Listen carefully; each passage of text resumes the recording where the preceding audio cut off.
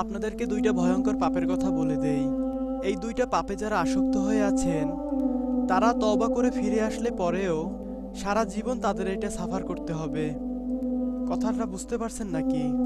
আপনি তওবা করে ফিরে এসেছেন মনে করেন, তারপরেও আপনাকে সারা জীবন এই পাপের ফলটা ভোগ করতে হবে। পাপ দুইটা হলো: এক, মাদকদ্রব্য।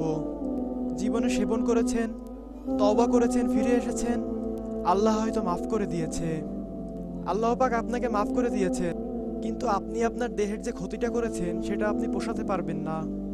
তখন আপনি যদি বিয়ে করেন, আপনার স্ত্রীকে আপনি সন্তুষ্ট করতে পারবেন না।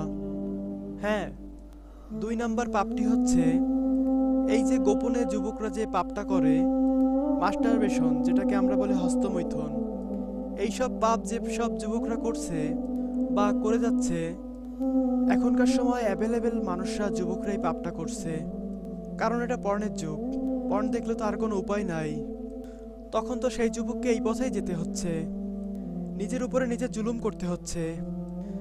যারা যেসব যুবকরা হস্তমৈথুনে অভ্যস্ত হয়ে গেছে, এরা যদি তওবা করে ফিরেও আসে, শরীরের যে ক্ষতিটা হচ্ছে এটা পূরণ হবে না।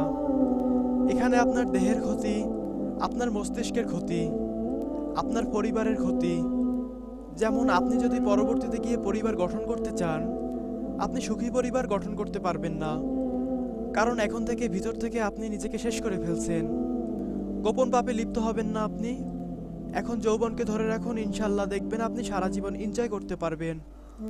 যদি গোপন পাপে লিপ্ত হয়ে এখন নিজেকে শেষ করে ফেলেন, এখন নিজেকে শেষ করে ফেললে আপনি বিয়ে করলে পরে দেখবেন আপনি পস্তাচ্ছেন। ওই যে তখন ডাক্তারের কাছে যেতে হবে।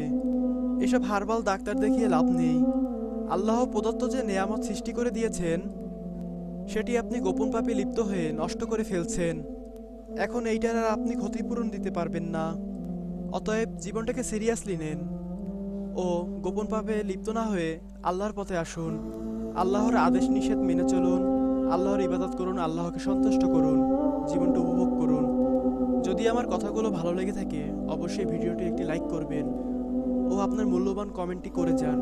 আপনার একটি কমেন্ট আমার পরবর্তী ভিডিও বানাতে উৎসাহ জাগায়।